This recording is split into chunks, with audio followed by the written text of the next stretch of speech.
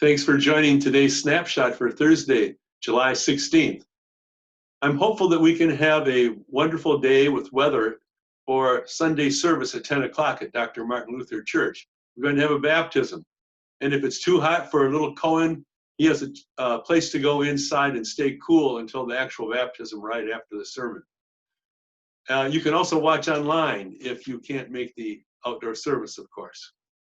Well, today is the anniversary of the publication of one of my favorite books, The Catcher in the Rye by J.D. Salinger.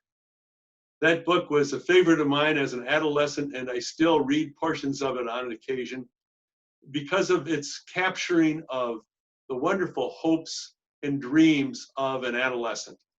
It reflects the anxiety as well as the aspirations of young people. Some thought that the book was controversial because it had language that was objectionable, but I thought it captured well what you feel when you're a young person growing up. And I still think today that the hopes and dreams it captures are with us even when we're in our mid-70s.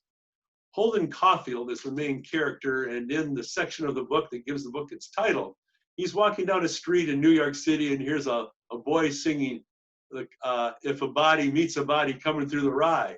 But Holden misunderstands and thinks that the boy is singing, if a body catch a body coming through the rye. He says in this long section that he pictures a big field full of these kids who are running around and there's nobody big to take care of them.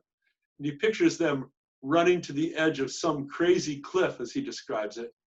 And he sees himself as the catcher in the rye, who would come out and catch them as they fall out of that cliff. And that's all he'd do all day. He would certainly save these children and make their life whole and well. And that's what he wants to do. I think it's a great image. Who of us doesn't want to be the catcher in the rye?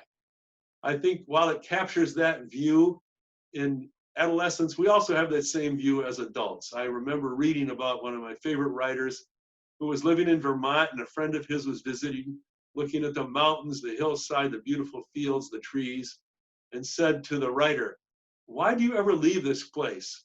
And the writer said, "I think I leave here to become a saint," meaning to give and receive gladness and love, to weep with the hurting of the world, and to celebrate with joy all those who are experiencing the high points of life.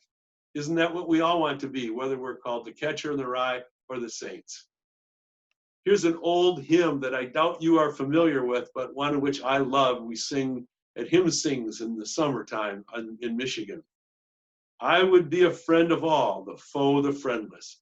I would be giving and forget the gift. I would be humble, for I know my weakness.